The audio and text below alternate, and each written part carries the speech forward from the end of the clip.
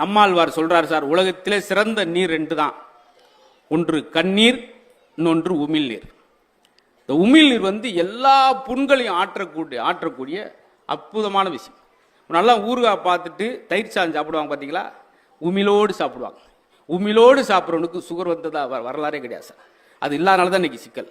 உமிழ் பாருங்க, ஏதாவது ஒரு யானை, ஒரு நாய்க்குட்டி, ஒரு பூனைக்குட்டியை பாருங்களேன், அது புண்ணை அதே நாவால் நக்கி ஆற வைக்கும். அதனால தான் சொன்னது. இன்னொன்று, இந்த மேடையில் இப்போ தம்பியெல்லாம் முத்துக்குமரெல்லாம் சிரிச்சிருக்கு. அன்னைக்கு அண்ணனை பற்றி என்ன பேசினாரோ இவ்வளோ உச்சத்தில் வந்தாலும் அதான் பேசுவார். இவங்கெல்லாம் ஜெயிச்சது காரணம் என்ன தெரியுமா?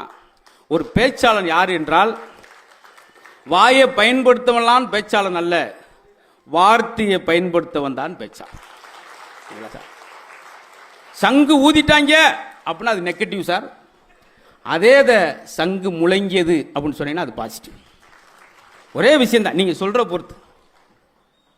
ஏன் மாடு அப்படின்னா கோப்படுவான், அவன் பசு போலங்க அப்படின்னா 2 டீ வாங்கி குடிப்பான். நம்மளாம் உருவாக்கிக்கிறேன் சார். ஆனால் எப்படி பேசுவோம் தெரியுமா? பக்கத்து வீட்டில் ஒரு பெரியவர் செத்து போட்டுமே, அங்கிட்டு போயிடாங்க 8 மணிக்கு மேலே செத்து ஆவியாக திருறாரு. இவங்க வீட்டில் ஒரு கிழமை சாப்பிட்டு, எங்கள் தாத்தா சாமி ஆயிட்டார். அவர் மட்டும் ஆவியா திருவோம், உங்கள் தாத்தா மட்டும் எப்படி சாமி ஆவார்? ஐயோ, பிரிச்சிருவோம் பேச்சு சார். வடநாட்டு பக்கம் இருந்து வந்த கிந்திக்கார பெண்ணை நம்மளை பார்த்து சொல்ல, அண்ணே அண்ணே அப்படின்றான். இங்கே இருக்கிறவன் ஹலோ ஜி அப்படி பார்த்தீங்களா? இதை பார்த்தாங்க எனக்கு சில நேரம் கோங்கோமாக வந்துடும். எதாவது ஒன்று செய்கிறது சார். இந்த வருஷம் பிறந்தோடனே எல்லாரும் என்ன நல்ல எண்ணங்களை உருவாக்கி, சார் சாதாரண கூரை வீடாக கூட இருக்கலாம், ஆனால் உங்கள் எண்ணங்களால் அதை நீங்கள் கோயிலாக மாற்றம். நல்ல மனிதர் இருந்தால் அது கோயில் சார். கோயிலுக்கு நம்ம தனியாலாம் போகத்தில். ஒரு பையன் சைக்கிளில் போய்கிட்டு இருந்தான். அப்போ சைக்கிளில் போயிட்டு வாரியார் எடுத்தாப்புல வந்து வாரியார்கிட்ட கேட்குறான், எங்கே போகிறீங்க? கோயிலுக்கு. அதனால் கோயிலுக்கு தான் போகணுமா? நீங்கள் தான் சாமி தூணில் இருக்காரு துரும்பூரில் இருக்கான்றீங்களே, இங்கே பார்த்து கும்பிட்டு போகணுங்க, எதுக்கு 4 கிலோமீட்டர் நடந்து கோயிலுக்கு போகிறீங்க? அப்படின்னா இவங்க வந்து சைக்கிளை காற்றை பிடிங்கி விட்டார். ஐயா, என்ன காற்றை பிடிங்கி விட்டீங்கன்னா எப்படி போகிறது? அதான் எல்லா இடத்துலையும் காற்று இருக்குல்ல, போக வேண்டியானே. அவன் பதில் அவனே. இப்படிலாம் மேடை இருந்துச்சு சார். மேடை பேச்சு இப்படி இருந்துச்சு. வாரியார் பேசும்போது திடீர்னு வந்து அவர் கேள்வியெல்லாம் கேட்பான். சாமி, நான் ஒரு மளிகை கடை வச்சிருக்கேன், கடையில் என்ன படம் மாட்டலாம்? அதுக்கு வாரியார், நீ என்ன படத்தை வேணாலும் மாட்டிக்க, ஆனால் கலப்படம் பண்ணி மாட்டிக்கிறாத. பார்த்தீங்களா எவ்வளோ ஜமுஜ புத்தி? பார்த்தீங்களா? எல்லாருக்குமே சார். எம்.ஆர். ராதா அவர்கள் ஒரு பழைய பாண்டியான் ஒரு படத்தில் ஒருத்தர் போட்டு அடிச்சுக்கிட்டு இருப்பாங்க. ஏன்னா பெரியவங்களா இருக்காங்க, அவங்களுக்கும் ஒரு நகைச்சுவை எவ்வளோ நாகரிகமாக இருந்துச்சு அப்படின்றக்காக சொல்கிறேன். அவங்கள ஒருத்தர் அடிச்சுக்கிட்டு இருப்பான் பழைய பாண்டியான் படத்தை. அப்போ எம்.ஆர். ராதா பக்கம், டேய் ஏன்டா அவனை அடிக்கிறீங்க? ஐயா, கொடுத்த கடனை திருப்பி தர மாட்டேங்கிற. ஐயா, ஏன்டா கொடுத்தீங்க? ஐயா, இல்லேன்னு கேட்டேன், கொடுத்தவங்க. இல்லாவன்ட்டு கொடுத்தா எப்படா திருப்பி தருவேன்? இவ்வளவு நாளா அந்த கடன் பிரச்சனைக்கு காரணத்தை கண்டுபிடிச்சிங்களா? அவன் இல்லைன்றானே, கொடுத்தா எப்படியா திருப்பி தருவேன்? எப்படி அழகா இன்ன வரைக்கும் நம்ம கேட்கல பாருங்க. குகன், ராமருடைய நண்பன் வந்து குகன் ராமரை பார்ப்பதற்கு வாங்கிட்டு வரேன் சார் 2 பொருள். நம்மளால என்ன வாங்கிட்டு போவோம்? ஆனால் குகன் ராமனுக்காக வாங்கிட்டு வந்து என்ன தெரியுமா? மீனும் தேனும். ராமர் பார்த்துட்டு, இப்படி ஒரு காம்பினேஷன் நம்ம பார்த்ததே இல்லையா? ஏயா, மீனும் தேன் என்னையா நீ எவ்வளோ ஒரு நண்பன், எதுக்கு அதை கொண்டு வந்தேன்ருக்கு? குகன் சொன்னார், சார் இந்த உலகத்திலே ரொம்ப ஆழத்தில் கிடைக்கக்கூடியது மீன், இந்த உலகத்திலேயே மலையில் மிக உயரத்தில் கிடைக்கக்கூடியது தேன். என்னுடைய நட்பின் ஆழத்தையும் என் நட்பின் உயரத்தையும் சொல்வதற்கு தான் நான் மீன் தேன்.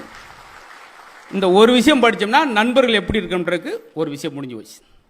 பார்த்தீங்களா? ஒவ்வொன்றுக்கும் சகோதரர்கள் எப்படி இருக்க வேண்டும் என்பதை சொல்வது ராமாயணம், சகோதரர்கள் எப்படி இருக்கக்கூடாது என்று சொல்வது மகாபாரதம்.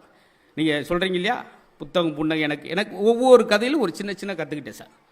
துரோணாச்சாரியார் தான் வில்வித்தையில் பெரிய ஜாம்பவான். கௌரவருக்கும் பாண்டவருக்கு அவர் தான் சொல்லித்தராரு. முன்னாடி ஒருத்தர் நிறுத்தி வில்ல கொடுத்து, அந்த மரத்தை பார், மரம் தெரியுதா? தெரியுது. அங்கே இருக்க கிளை தெரியுதா? தெரியுது சாமி. அங்கே இருக்கிற கிளி தெரியுதா? தெரியுது குருவே, தெரியுது. ஒன்றும் தெரியுதுன்றான். கிளியோட கழுத்து தெரிகிறதா? தெரியுது குருவே, தெரியுது. அப்போ அம்பை இழுத்து விடுறான். கிளி ஒருக்கு 3 கிலோமீட்டர் கிட்ட போதும். அடுத்து வர்றார், கேட்கிறார் அதே துரோணாச்சார், மரம் தெரிகிறதா? தெரியல குருவே. சுற்றி இருக்கலாம் சந்தோஷம் போச்சுடா, இனி நம்ம தான் வின்னர். கிளை தெரியுதா? தெரியல. ஆத்தாடி இவன் வில்லு விட்டு. அங்க இருக்கிற கிளி தெரியுதா? இவன் இன்னும் அவ்வளவுதான். கிளியோட கழுத்து தெரிகிறதா? தெரிகிறது. அம்பை விடு, விட்டான், கிளி ரெண்டா போச்சு. அவனுக்கு வேற எதுவும் தெரியல சார், கிளியோட கழுத்து மட்டும்தான் தெரியுது. இதுதான் நோக்கம். உன்னுடைய நோக்கம் எதுவா இருக்கிறோ அதுல தான். இதை நான் படிச்ச பின்னாடி சார் சார் மிகச்சிறந்த சிங்கமா இருந்தா கூட ஒரே நேரத்தில் 2 மானை விரட்டுச்சுன்னா ஒன்னையுமே பிடிக்க முடியாது. நோக்கம் ஒன்றா இருக்க வேண்டும் என்பதை படிச்ச பின்னாடி எனக்கு இதன் மேல வரும். இப்படி ஒரு சின்ன சின்ன கதை நம்மளை மாத்து சார். ரஸ்கின் எழுதிய புத்தகம் தான் மகாத்மா காந்தியை உருவாக்கியது. அன்னை தெரசா, இந்த இந்தியாவே கொண்டாடுற அன்னை தெரசாவை உருவாக்கியது ஒரு புத்தகம் கிடையாது சார். ஒரு புத்தகத்திலோட ஒத்த வார்த்தை தான் இந்த உலகத்துக்கு அன்னை தெரசாவை தந்தது. ஒரு ட்ரெயினில் படிச்சுக்கிட்டு போகிறப்போ ஒரு வாசகத்தை படிக்கிறாங்க. இந்த பூமியில் நீ பிறந்ததற்கான கூலி தான் நீ பிறருக்கு செய்யும் சேவை. இந்த ஒத்த வாசகம் அன்னை தெரசா உருவாக்கி.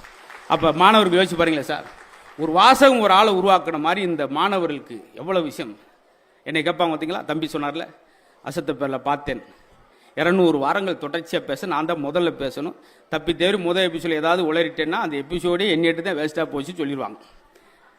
அந்த வாசிப்பு இன்னைக்கு நான் நின்று பேசுகிறேன் பார்த்தீங்களா, அதுக்கு காரணம் அவ்வளோ வாசி. இப்போ மாதிரி அப்போ காணொலி கிடையாது, யூடியூப் கிடையாது. யூடியூப்பில் பார்த்தெல்லாம் பேச முடியாது. அப்படி ஒரு கஷ்டம். அன்னைக்கெல்லாம் என்னடா நம்மளை எல்லா வாரமும் பேச வைக்கிறாங்களே ஒரு சலிப்பாக இருந்துச்சு. ஆனால் அந்த உழைப்பு, அந்த கஷ்டம், எவன் ஒருவன் புண்பட்டவனோ அவன் தான் பண்பட்டவனாக மாற முடியும் அப்படின்றதுக்கு துளையை தாங்குகிற மூங்கில் தான் புல்லாங்குழலாக மாறும். ஒவ்வொரு ஓட்டையாக போன தட்டிக்கு அமைதியாக இருக்கும். அவசரப்பட்டு உடஞ்சுன்னா விறகுக்கு போயிடும். உளியோட வலியை தாங்குகிற கற்கள் தான் ஆலயத்துக்குள்ள கோயிலாக கருவறைக்குள்ள போகும். உடஞ்சி போகிறது இங்கே போயிடும் மாதிரி எல்லா குழந்தைகளுக்கும் ஒரு அடையாளம் இருக்கு. நம்ம தான் எனர்ஜியான வார்த்தையை குழந்தைகளுக்கு பெற்றோர்கள் சொல்லணும் சார். காலைல குழந்தை எழுப்பும் போதே வீரியமிக்க வாசகத்தோடு எழுப்புங்கள். குழந்தை எப்படி எழுப்பணுமா? காலைல எந்திரிங்க, திருவள்ளூர் கலெக்டர் எந்திரிங்க. அவன் படபடன்னு வேர்த்தணும். ஐயோ ஆத்தா நம்மளை பெருசு அம்மா எதிர்பார்க்குறாங்களே. கமிஷனர் எந்திரிங்க.